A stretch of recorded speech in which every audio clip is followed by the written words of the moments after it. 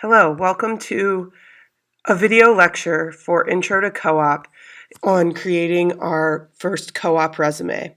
I'm sorry to miss our second class meeting on the topic, so thanks for understanding, and hopefully this video will cover all of the information as we would have in class. Prior to starting this video, you should have read through the chapter that I posted on Blackboard on resume preparation and creation. I also provided a PDF of sample resumes. Hopefully when you scrolled through this lengthy PDF, you identified at least one format that you felt might work for the information that you have to display on a resume. The chapter on resumes is also important as we consider the purpose of our resume when we're putting the information together. And we'll talk about that throughout each section today as well. This video is going to use the Resume Must presentation that is available on Blackboard, as well as the resume preparation worksheet that you completed for homework.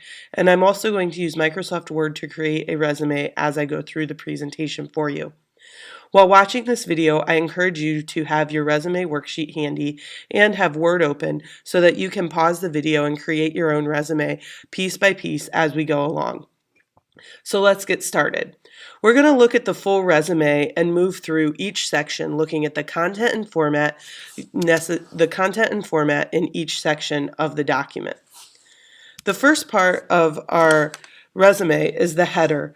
It's pretty straightforward. It's this part of your resume that contains your name and your contact information and attaches your identity to your resume.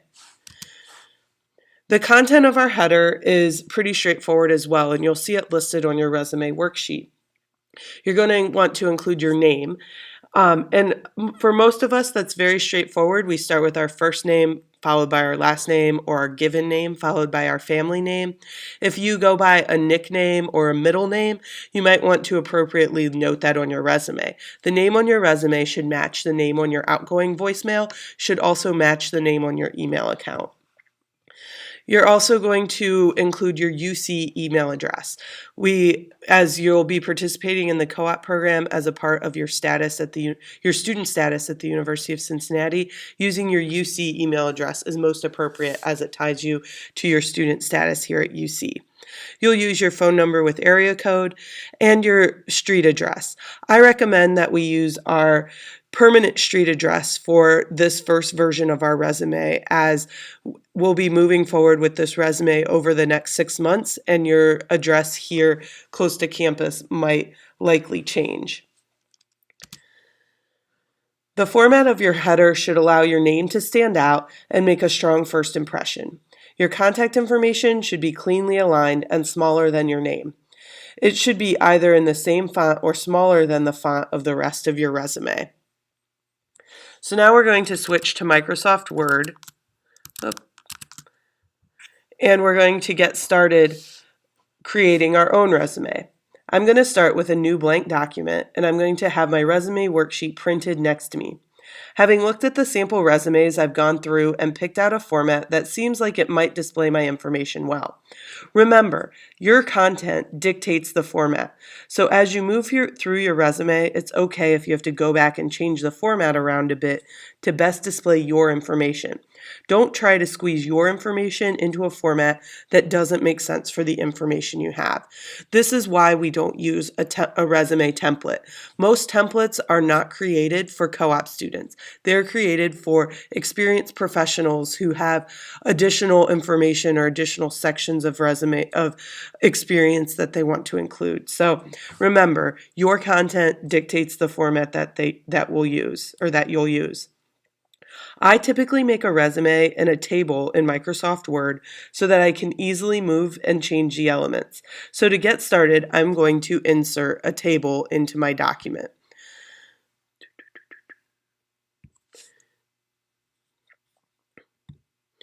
I like to start with 3 columns, and I'm going to say 4 rows because that'll be enough to get us through the header, and then we can continue to add more rows as we go.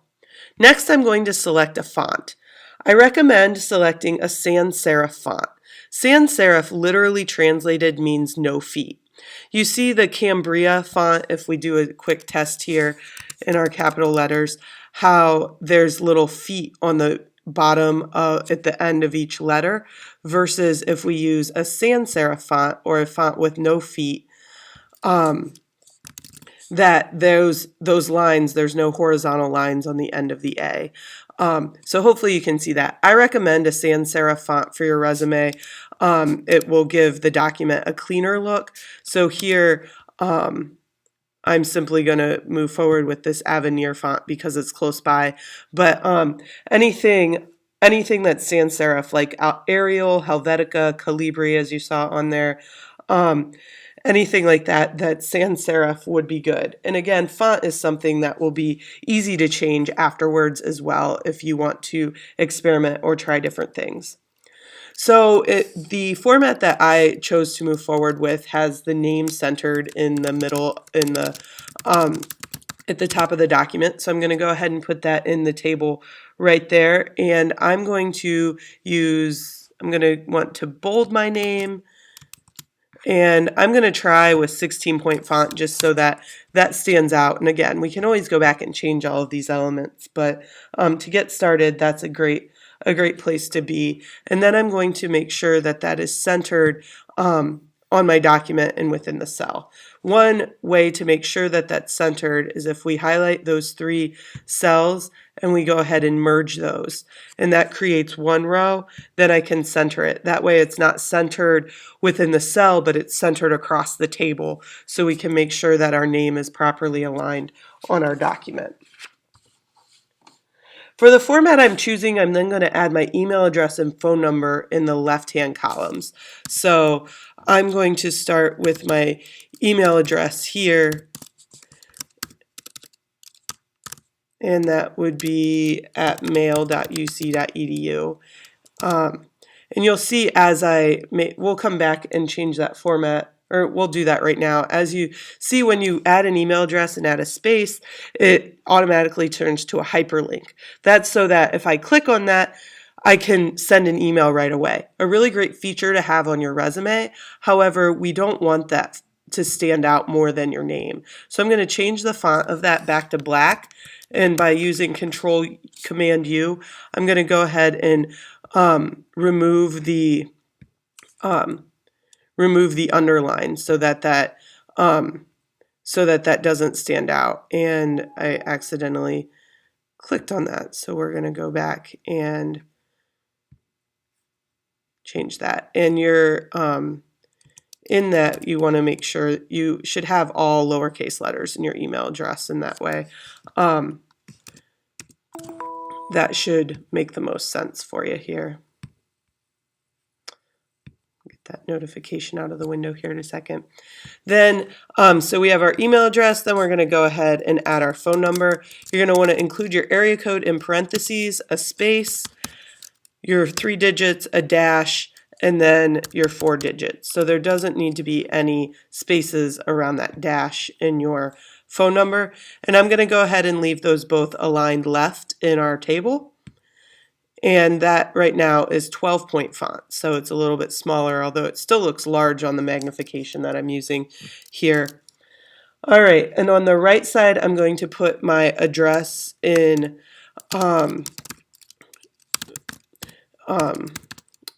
Starburst Drive. I'm going to go ahead and put my address in that right-hand column. And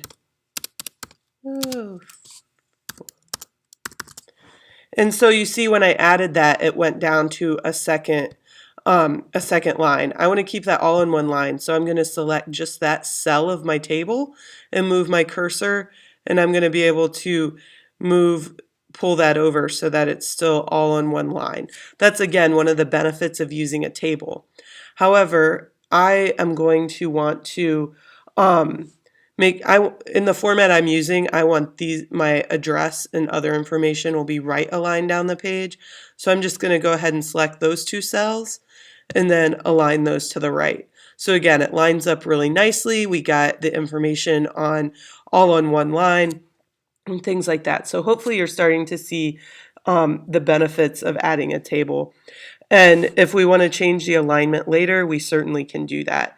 If I want to choose to display my information differently or something like that. So that gets our header content on the page and formatted in a way that we're happy with right now. So let's move on to the next piece of our document. And that is the education section.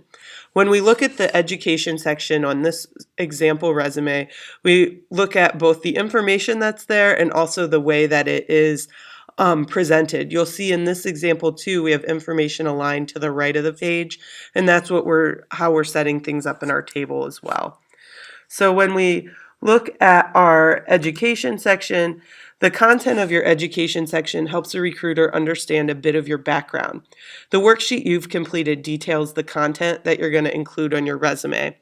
I recommend leading with the major. You'll see a variety of that on different formats. Some will have the university first, some will have your major first. When we think about attending the career fair, all of the resumes that a recruiter receives are from the University of Cincinnati, and your major is what helps identify something different about yourself. So I recommend leading with your major or your degree program. And then you're going to include the institution. On the example that I'm doing today, I won't necessarily include, we will include the location as well. Sometimes you'll see resumes that don't have that location on them. We're going to include our GPA. Sometimes students are nervous about including their GPA if they feel that it's low or they're self-conscious about it. Honestly, if your GPA is above a 2.8, you're going to certainly want to put it on your resume. If a GPA is not on a resume, typically a recruiter is going to assume it's worse than it actually is. And we'll talk about these honors and awards towards the end of the document as well. But your resume worksheet works through the content that you will want. The format of your education section will be in what's called reverse chronological order, and you'll hear that quite a bit as we work on your resume. That means the most recent information is presented first. All the information in your education section should be formatted consistently and use the page left to right. We saw that in the example document that we just looked at, right? That it uses the page left to right, that we're not, that it is not, that we see that it's using the page left to right, that we aren't listing everything down the left-hand side of the page. So let's flip back to our Microsoft Word and continue to work on our resume. I'm going to start by adding additional rows below as we continue to move forward, as we continue to build our resume and build our document. And then I'm going to start with a section header. Each of the sections that we make on your resume are going to have a header other than the headers, or a heading other than the header section. So I'm going to start with the word education. I'm going to go ahead and bold that. If my name is 16 and my font is, what did we say, 12 or 11? I think that we said that that's 12. I'm going to go ahead and make this 14 so that it is a size in between. It's smaller than my name but larger than the content in the section. And then I'm going to go ahead and work through the worksheet in a way that matches the format that I chose to use. So I'm going to go ahead and start with my degree, and I'm going to move my font back to size 12, and I'm going to list a BS in biomedical engineering. And again, we can play with some of these column widths in order to make that work. And then we're going to include additional programs. So I'm going to say the Cooperative Education Program, because that is a program that you now have all applied to, and it is a special program that you will also receive a certificate upon graduation. And I'm also going to use the honors program here. In the format that I'm using, I'm going to go ahead and merge these two cells in there again, and I'm going to merge these two up here. So that gets all that information on one line and keeps us in line with our format. I then am going to use this space out here to say that my Bachelor's of Science in Biomedical Engineering is expected in 2020. So that's our grad, when that helps an employer have a perspective of what class year I am. I'm going to say my GPA, and I'm going to include out of 4.0. And then I will include the University of Cincinnati, Ohio.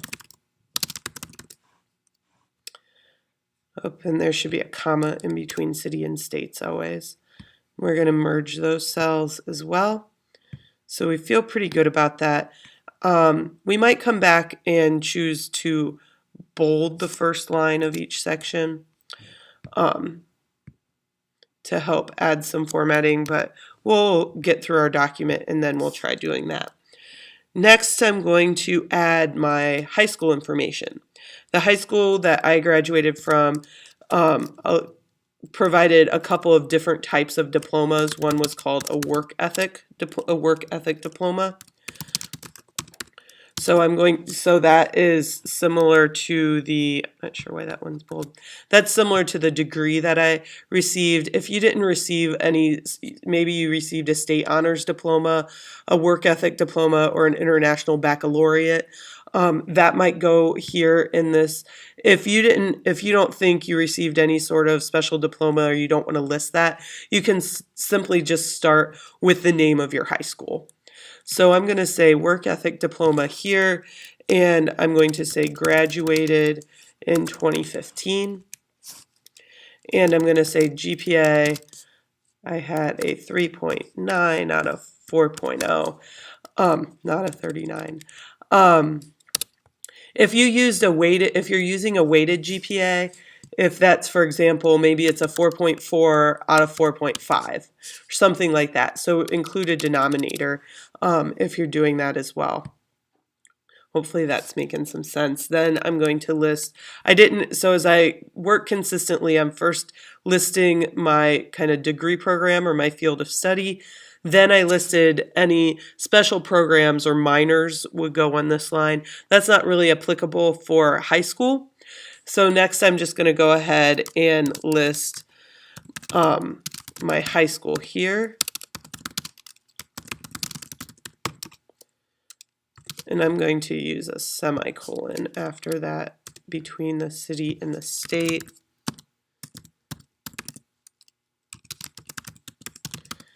And again, so that stays all on one line, I'm just going to go ahead and merge those cells.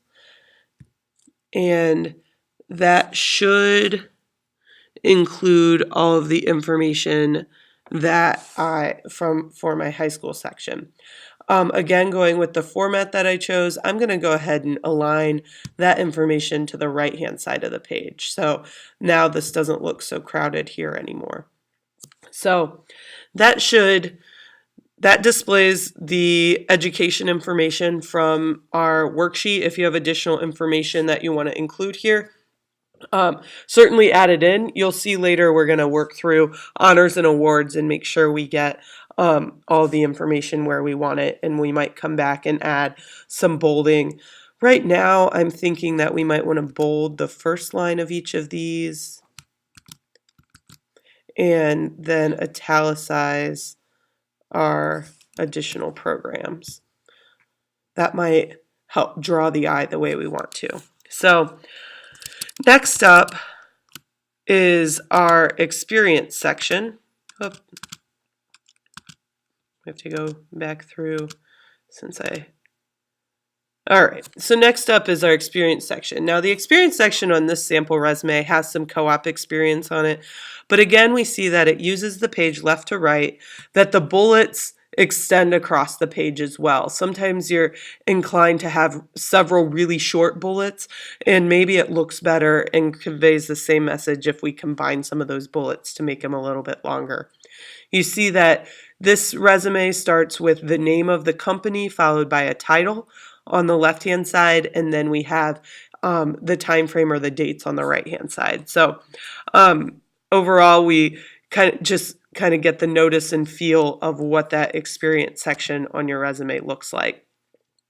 For the content, again, this is going to come from your resume worksheet, and that will be your place of employment, your time frame, and we will look at an example of when you use month and year or season and year. You do not need to include the absolute specific dates that you work. And then the relevant description of your experience. The experience section is the most difficult section to write, as it's the only place that we're not just conveying the facts, but we're also just adding a description to communicate responsibilities, accomplishments, and transferable skills to someone who wasn't present and may have no reference of or experience with the work you're describing.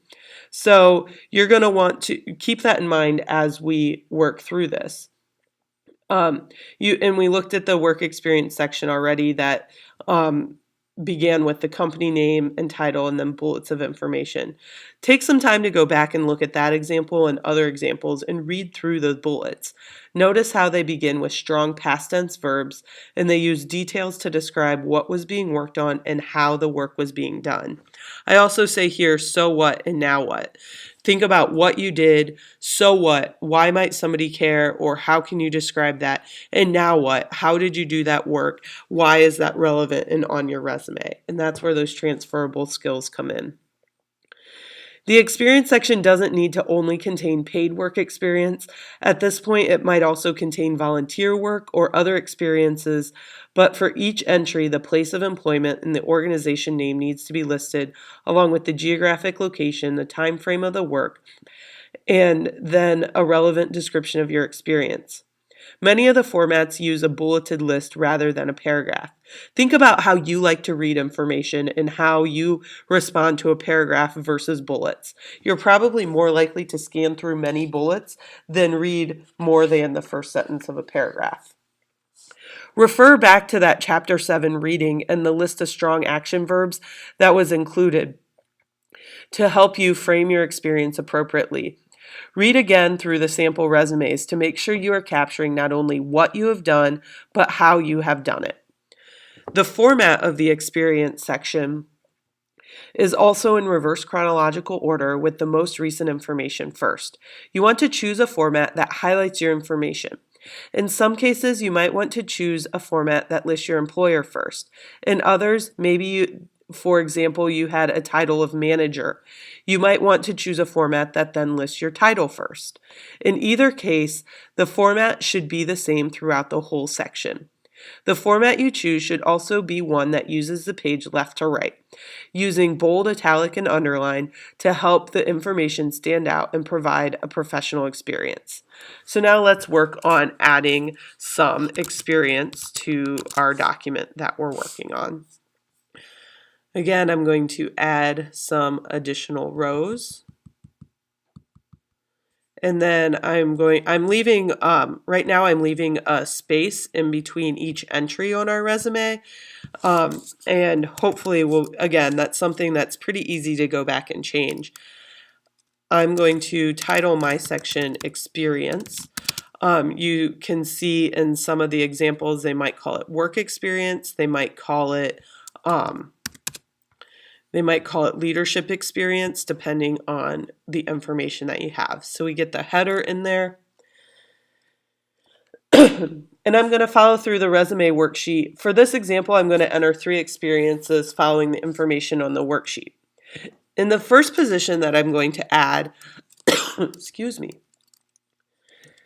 In the first position I'm going to add, I worked part-time assembling shooting targets. It wasn't very difficult work. There wasn't much to it. After they showed me a few times, I could do it on my own. And after working there a few weeks, I started to kind of think about the process and made it more efficient for myself. That's a pretty typical description that students give me when we talk about their work experience. At this level, they say things like, oh, well, the job wasn't hard, or I don't really know what to write. So think about kind of what that says about you and what transferable skills you gained from that experience, and also what the average person might not know. So I'm going to go ahead and I'm going to start with a format that begins with the company name. Excuse me as I cough here and clear my throat. My I didn't really have a title. I was just a worker. But for the purpose of my resume, I'm thinking about that. If I call myself a packager, it's a little bit more descriptive in what I was doing. I'm going to add the location here in the same format that I added my location in my education section. And I'm going to go ahead and merge those cells so that it all fits on one line. I'm adding this one first because I still work there on occasion part-time. And then I'm going to add a couple of bullets. Now, in starting my bullets, I'm just going to go ahead because I want to use the page left to right. So I'm going to go ahead and merge those cells. And I'm going to put one line of information here. In the first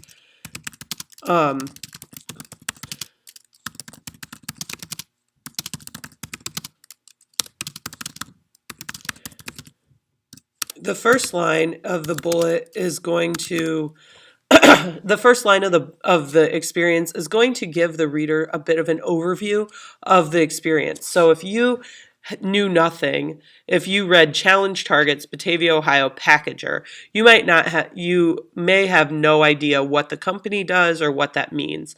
So if I say assembled and packaged shooting targets in a careful yet time efficient way, it gives us a very brief idea of sort of the what was I doing, and then how was I doing it, careful and time efficiently.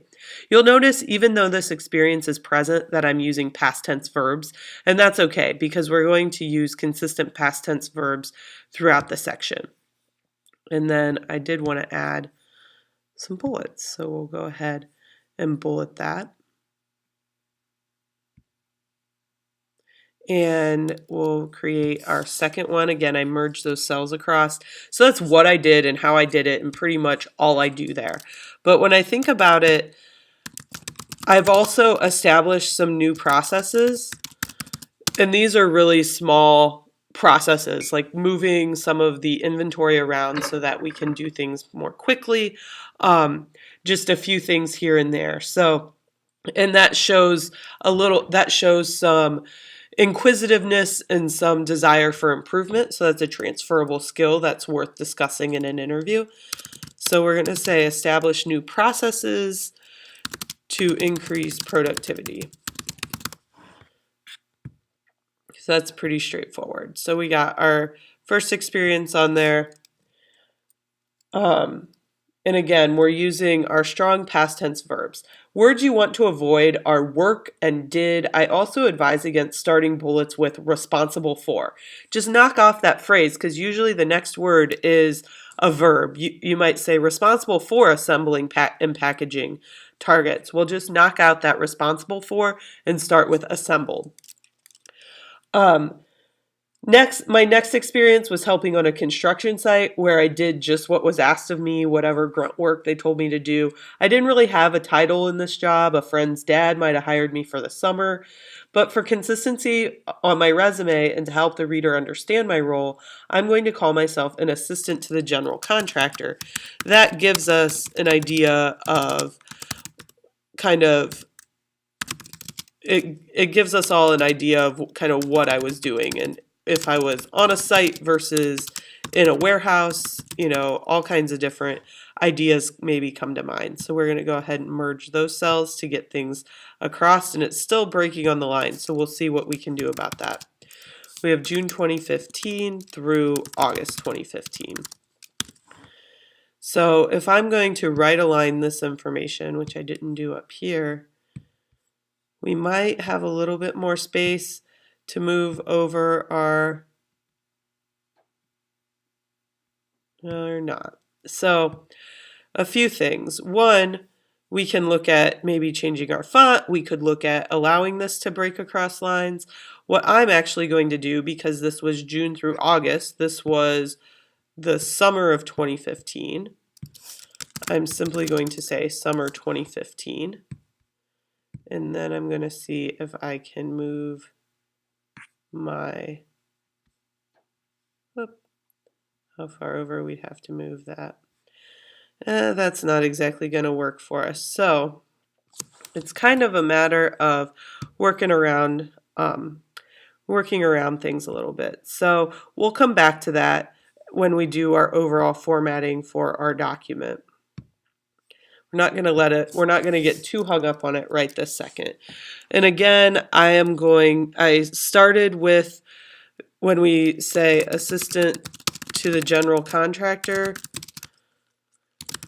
That gives a pretty good description of what it is we were doing.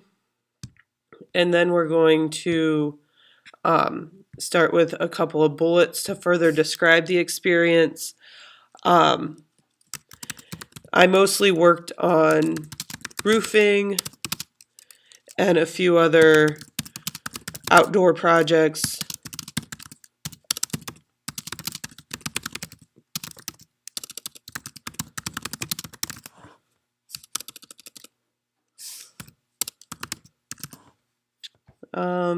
Let's see. Sometimes in construction, you want to note the difference between residential and commercial if you have that type of work experience on your resume. And since that all fits on one line, we're not going to mess with that too much. I also had the chance to kind of look over folks' shoulders when they were reading blueprints and design plans. So I want to include that, as design plans are a part of any engineering discipline at this point. So we're going to say exposed to blueprint and design plan reading for we're just going to stop there. Maybe if it makes sense, if there's more detail there, if we were looking at those plans and following electrical diagrams, or if we were looking at the plans and building according to the plans on our own. And then we had one or two instances where I actually was able to do some of, can't spell, where I was able to do some kind of tweaks to the design plans. So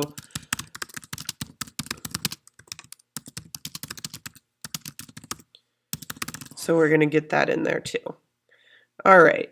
You'll notice that this experience has 3 bullets and the first experience only had 2. That's completely fine. Sometimes students feel the need to keep things consistent to the point of we can only have the same number of bullets for each thing, and that's not a rule. Use as many bullets as you need to get your point across. The final work experience I'm going to add in here was for the school system in the summertime, where it was kind of coming in the summer and just helping clean up and get ready for the school year, cleaning the buildings and doing some IT work and doing some re-imaging of their computers and things like that. So here I am going to say, we can either say seasonal or summers 2013 through 2014. And again, I'm going to align that information in the cell here. And we'll come back and deal with our line spillover here in a second. Next, we're going to add a title. And again, this is a position where maybe I didn't exactly have a formal title. I'm going to call myself a summer worker. It's pretty straightforward. And then we're going to have a couple bullets here where we describe the work experience. So really all I was doing, they gave me a list at the beginning of the week of things I needed to get done, and then I was sort of on my own to get it done. So what I'm going to say is independently cleaned facilities and made repairs to prepare for the coming school year.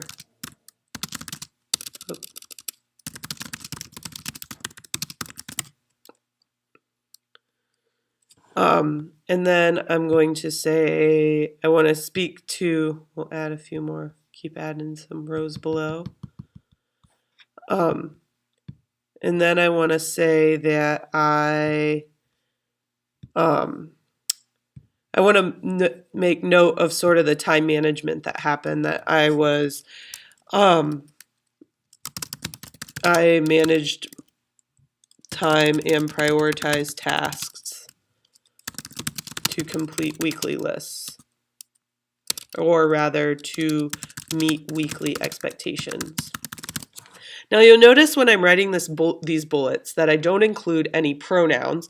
I don't include I at all, or they or them or anything like that. So that is proper resume format, that you don't include any pronouns or first person in that way. And then finally, one other responsibility I had was to update computer software and hardware.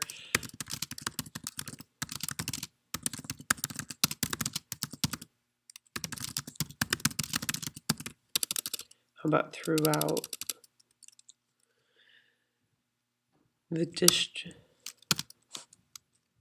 How about if we just say throughout the district? All right. Now, if you use a period at the end of your bullet to do so consistently, I didn't use it at all, so I want to go ahead and delete that one. So that is, I'm going to zoom out just a second here on our document. That is our work experience section, and you can see we're getting close to the bottom of the page, but also we are taking up some extra space here. So I want to go through and make sure that we're formatted in a way that makes sense. So maybe I want to first bold I want to bold the name of the place where I worked. Maybe I'm going to bold it with its, if I do, we can do it like that. We'll italicize our title.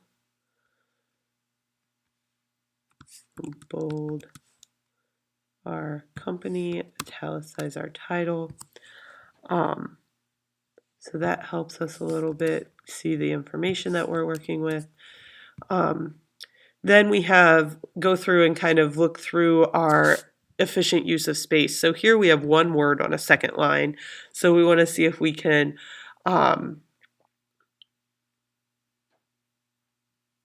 if there's any way we can cut that down or make it more concise. So we assembled and packaged shooting targets in a careful, what if we just say careful, comma, time efficient way? That helps us. At this point, I just want to double check our margins, and I want to make our left, this should have been done at the beginning.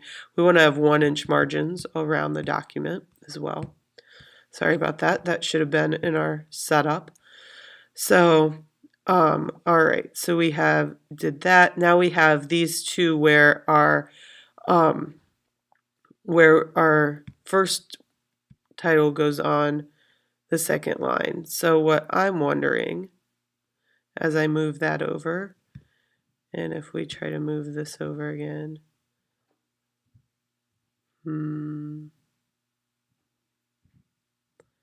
see what our options are.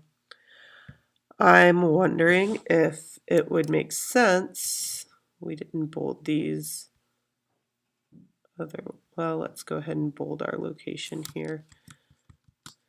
I'm wondering if maybe we go ahead and abbreviate Kentucky, if that helps. If we're going to abbreviate Kentucky, we're going to abbreviate Ohio, and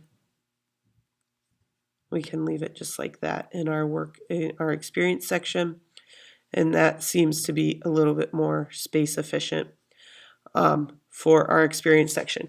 Again, your experience section is probably where you're going to spend the most amount of your time making sure that your language is correct, that you're using past tense verbs, that your format looks in a way that makes sense to you and is what you want somebody else to see. But now, and then again, as you saw, once you go through and once you get the information in there, it's a little easier to kind of go back and format it and understand what it's going to look like and how things are going to look throughout your document. So next on your resume, as we go back,